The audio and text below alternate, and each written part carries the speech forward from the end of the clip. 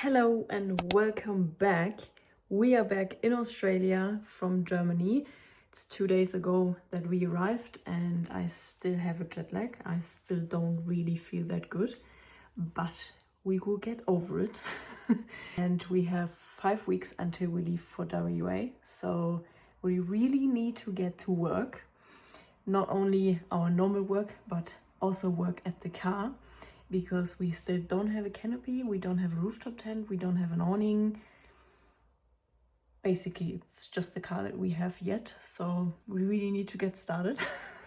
So I'm gonna go down to my boyfriend and see what he's doing. I think he's doing something at the water tank, he said, or he's putting it in or something.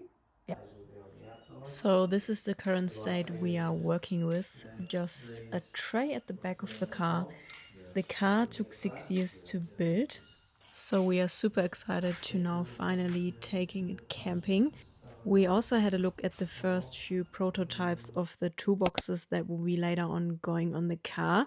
So that is laser cut and then bent from his dad, but I will show you that later in the video. We are on a parts run this weekend. It's going to be pretty busy. We already had the aircon guest, but the compressor is not working in the car. So yeah, my boyfriend needs to figure out what the heck is going on. But the gas is in the aircon. As soon as he's gonna fix the compressor, it should be fine, hopefully. Because otherwise, no aircon in WA. Now we're just picking up some, I think, fittings, he said. And then after that, we're going to have a look at a rooftop tent from MW Toolboxes, I think it's called. And yeah, it's a rooftop tent, a soft shell one, and we're gonna potentially buy it because that's the one we figured out is maybe the best, and it's also on clearance. But yeah, we're gonna have a look at it and then maybe pick it up. And then I think that's it. And later tonight we're also going to go to a birthday. So yeah, it's a very busy day, Saturday. But we have to get everything done before we go, so.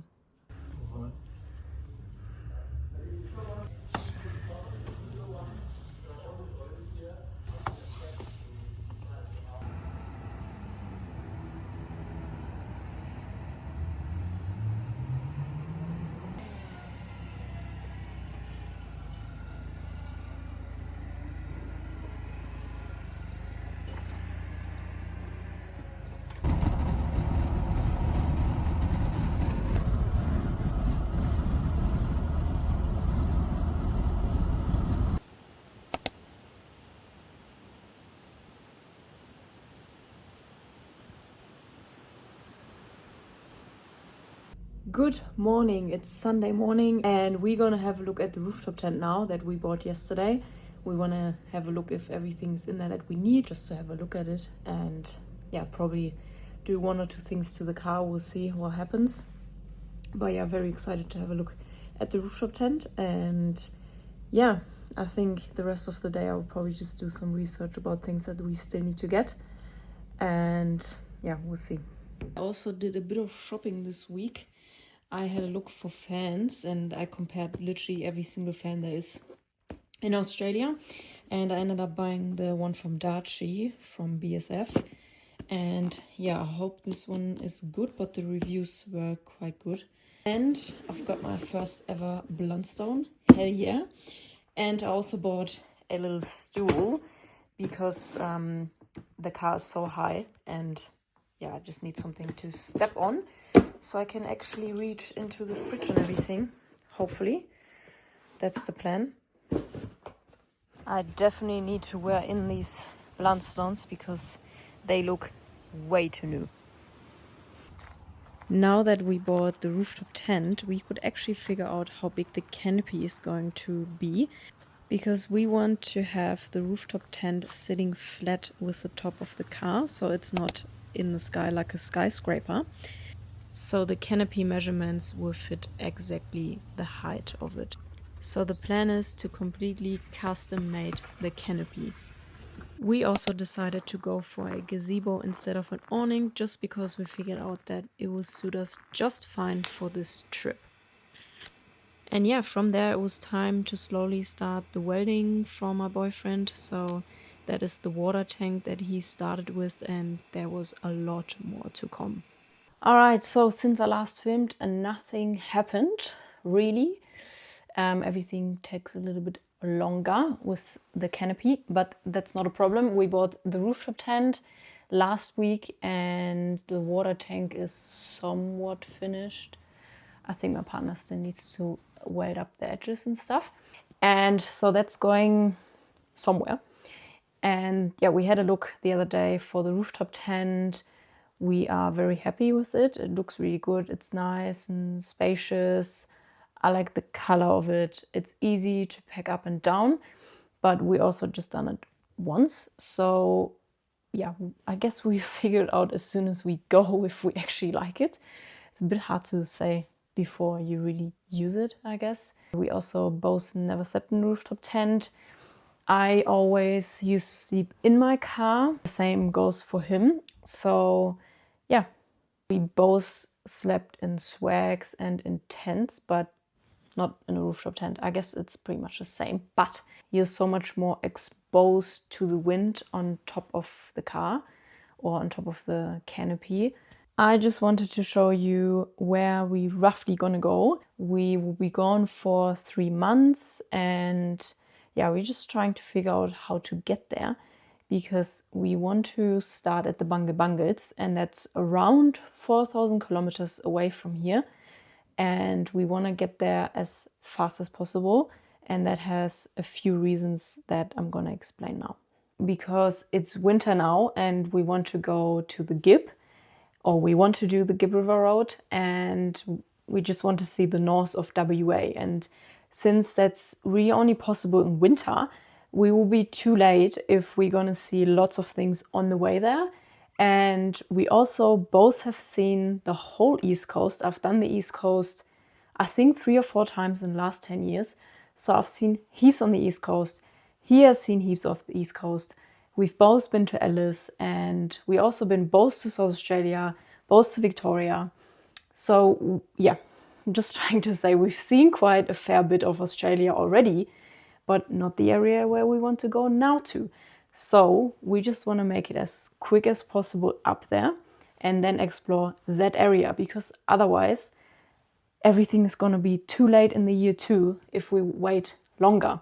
That's why we're going to head straight through the central, basically. And then our starting point is the Bangles or Kununurra, basically. And then we want to go on the Gib. All right, so this is the area that we're going to be in first when we start the trip.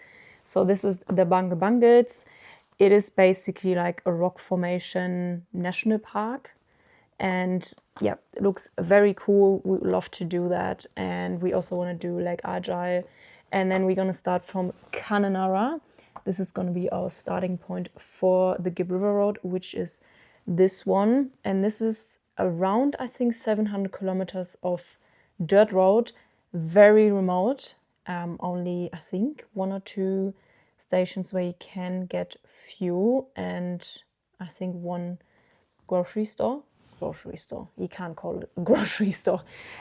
So you should really stock up before you go there. Lots of preparation for this, for the car, and yeah, for food, fuel, water. You need to be very, very prepared for this, and this is what we're doing in the background at the moment. I am so excited to go there. I can't explain how excited I am. This is the reason why I wanted to come back to Australia 7 years ago, and now we're finally going in that area, because yeah, you can't just go there by yourself and unprepared. This is really not a good idea. You need a capable car, and yeah, you need to do proper research before you go in those areas. We are very well aware of that. Don't worry. My partner has been doing these kind of trips since basically he was born. His family is doing 4-wheel drive trips since the 70s. His granddad was one of the first few people in the 70s to go up to Cape York. So he knows very well about these things and how to prepare and what to expect too. When it comes to me, maybe not so much, but I'm doing a lot of research, and obviously we're talking a lot to his family about this trip too, and so I know what to expect. And yeah, we're not taking this trip lightly. I'm going to show you in a sec what we're going to be taking with us for safety reasons. I'm honestly just so bloody excited. It's going to be so cool. We're waiting since, I think, a bit over 2 years now to do this trip. The car just wasn't ready. It took 6 years to only build the car in a lot of afternoon and weekend work. And since he finished it in March, we're gonna take on that WA trip this year. So yeah, stay tuned for that. Okay, so this will be the Gibb River Road for possibly 2 or 3 weeks, maybe 4, not sure yet. We'll figure it out when we're there. I'll make sure to have enough fuel, water and supplies to last for 3 or 4 weeks. And after that, we're gonna make our way down the coast. And yeah, just gonna spend some time in Karajini, that's for sure. And yeah, just whatever we can find in the area basically. And we also wanna go to Exmouth. I've already been there 7 years ago, absolutely loved the area. And I'm so excited to go back. Coral Bay and yeah, just along the coast. And then we also possibly gonna try to go to Skip Point, I think it's called. I don't think it's on this map, but yeah, to the westernmost point of Australia. That's what we're gonna be doing. And then we somehow need to figure out how to drive back home. But that's something when we're closer in this area, how much time we've got left. And then, yeah, we possibly have to go this way, which I'm excited to go anyways, and my partner obviously too, but we might need to skip Perth in this region if we can't make it in 3 months. And we also both know that 3 months might sound a lot, but for an area that's basically the size of Europe, it's like nothing, and you want to enjoy and not rush through everything too. So we basically know that we can't make it to the bottom of Western Australia. I've been there already and same thing. I absolutely love that area. That's 3.5 years ago now. And yeah, the southwest region of Australia is just so lovely. But we're focusing on a different area this time. Okay, so this is a part of what we're gonna be taking. And I had a look yesterday for first aid kits. So I combined these two with basically what we're gonna need, you know, just normal first aid stuff. I've done 3 first aid courses in my life, and before we go, I'm gonna be just like watching a YouTube video probably on first aid just to like refresh my brain on it, because we're gonna be very remote and help sometimes is far. And if it's even something minor, it's always good to have knowledge about this. Be getting some snake bandages too, that we're going to be chucking in here as well. And we're also going to be taking the, I'm not sure what this is called. This is just the brand where it's from. That's from my partner's parents. They gave this to us because they're not going to be using it while we are away. I'm not going to turn it around because it says their names on it and stuff. But basically, you can send your location to emergency services with this. And this is just another safe thing to take. And also my phone that I'm filming with is a iPhone 16 Pro, and they can connect to a satellite, and then you can also send a signal to emergency services or do a call, or I think you can even send a message. So we have 2 items that we take for these type of reasons. So I think that's pretty good. I have watched a lot of videos about people getting lost in Australia over the years, and a lot of these people and backpackers could have been saved if they had one of these items, or they would have told someone where they are, or where they're heading to, or they would have stayed with their car. Very, very important. We obviously know a lot of these things, so if something happens, you should really never leave your car, because in most cases they find the car a few days before they find the person or the people, because it's way easier to find a car than a person from the sky. Yeah, we know some very basic rules about that too. Obviously, as I said, we're not taking this lightly, because you shouldn't. Australia is an extremely harsh country. A lot of people die because they're getting lost. They can't contact anyone. They get dehydrated. So this will be the toolbox that will be sitting under the tray later on. There will be one on each side.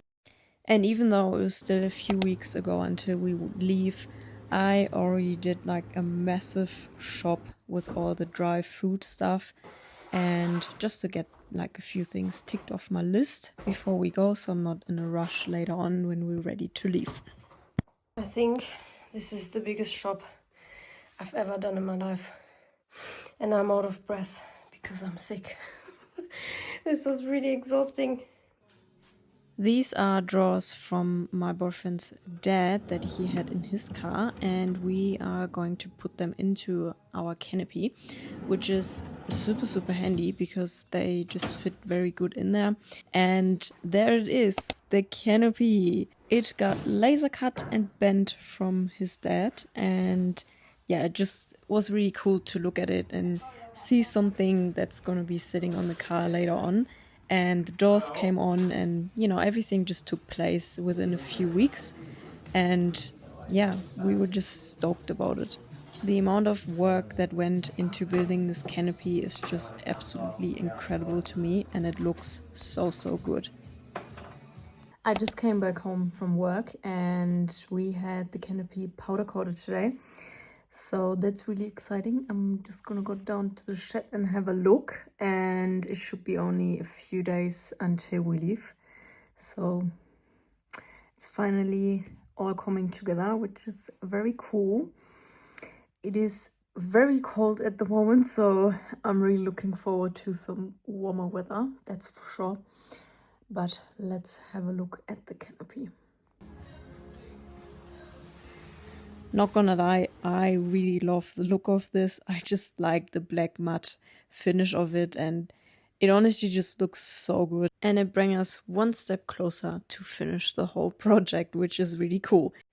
But even from there was still heaps to do, even though sometimes it doesn't even look like that much. But sometimes small things just take up so much time. It is absolutely insane that you think, I'm just gonna do a few bolts, I'm just gonna put some silicone somewhere, and 5 hours later, you're still not finished. It is crazy.